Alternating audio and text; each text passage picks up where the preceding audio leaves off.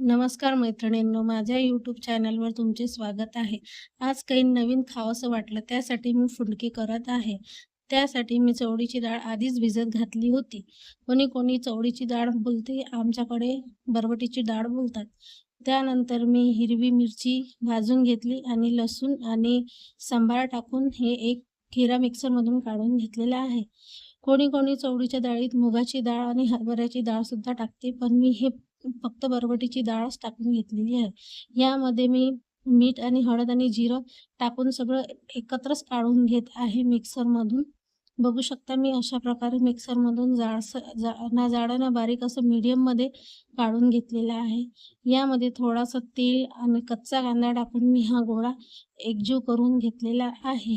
हे सगळं सगळं मिक्सचर एकदम मस्त कालवून घ्यायचं. त्यानंतर एका पातेल्यात मी गरम पाण्यासाठी पाणी घातलेलं आहे आणि चाळणीला तेल लावून त्या पातेल्यावर ठेवून दिलं आणि त्यानंतर हे एक फुंके मी एक अंतरावर ठेवत आहे. चिटकून नाही ठेवायचे, कारण या फुंक्यांना चारीकडून वाफ लागली पाहिजे, जेणेकरून हे कच्चे नाही राहिले पाहिजे.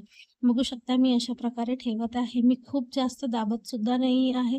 हळू असे करत मी त्याच्यामध्ये चाळणीवरती ठेवत आहे हलक्या हाताने. तुम्ही सुद्धा अशाच प्रकारे ठेवू शकता. आता मी हे सगळे बांधून घेतलेले आहेत आणि गॅसवर ठेवत आहे. हे मध्यम ते 15 ते 20 मिनिटं आपल्याला गॅसवर मंद आचेवर ठेवायचे आहेत. बघू शकता आपले फुंके तयार आहेत. टम्म असे फुगलेले मस्त वाफ निघत आहे. तुम्हाला जर माझी बनवायची पद्धत आवडली असेल तर कमेंटमध्ये नक्की कळवा. तुम्हाला जर माझा व्हिडिओ आवडला असेल तर चॅनलला सबस्क्राईब आणि व्हिडिओला लाईक करा. धन्यवाद.